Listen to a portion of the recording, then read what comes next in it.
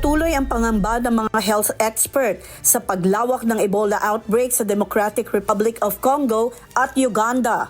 Dahil dito, inanunsyo ni US Secretary of State Marco Rubio na muling makikipagtulungan ng Estados Unidos sa Gavi o Vaccine Alliance, isang organisasyong tumutulong sa mga mahihirap na bansa upang makabili ng mga bakuna at makatugon sa mga nakahahawang sakit.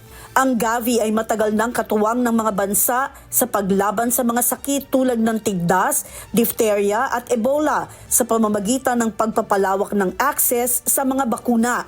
Noong nakaraang taon, itinigil ng pamahalaan ng Estados Unidos ang pagpopondo sa Gavi matapos questionin ni US Health Secretary Robert F. Kennedy Jr. ang mga pamamaraan nito sa usapin ng kaligtasan ng mga bakuna. Ngunit sa pagdinig ng Senate Foreign Relations Committee, sinabi ni Rubio na nagpasya ang State Department na muling makipag-ugnayan sa Gavi dahil sa lumalalang banta ng Ebola.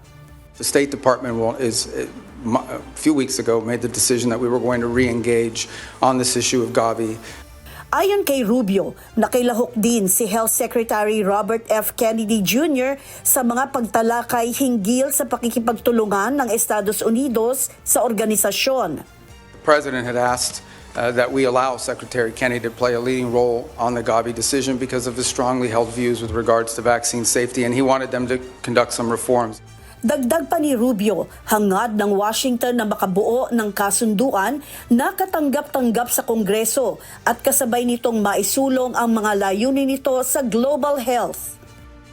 We'd like to get this issue resolved in an outcome that's acceptable both to Congress and also to our goals on global health. Samantala, inanunsyo naman ng Gavi ang pag-activate ng hanggang 50 milyong dolyar mula sa First Response Fund nito upang palakasin ang pagtugon sa Ebola outbreak.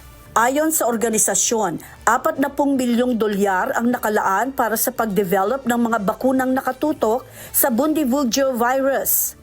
Ang natitirang 10 milyong dolyar naman ay gagamitin para sa agarang pangangailangan sa pagkontrol ng outbreak at pagprotekta sa mga regular na immunization program sa mga apektadong bansa.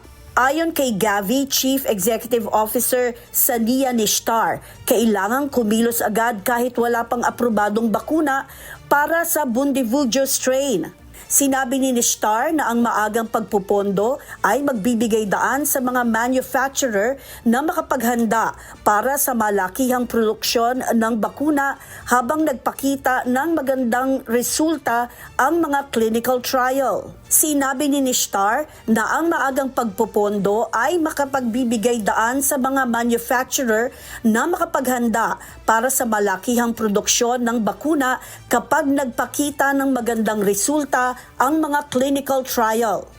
Layunin din ng Gavi na makipagtulungan sa World Health Organization, Africa Centers for Disease Control and Prevention, UNICEF at CEPI upang mapabilis ang pagpapalabas at pamamahagi ng mga bakuna kung mapapatunayang epektibo ang mga ito. Sa kasalukuyan, wala pa ring aprobadong bakuna laban sa Bundibugyo strain ng Ebola, kaya nakatutok ang mga health expert sa pagpapalakas ng surveillance, paghihiwalay sa mga posibleng kaso at pagpapaigting ng mga hakbang sa pag-iwas sa sakit. Marie Peñaranda, humahataw sa balita ngayon.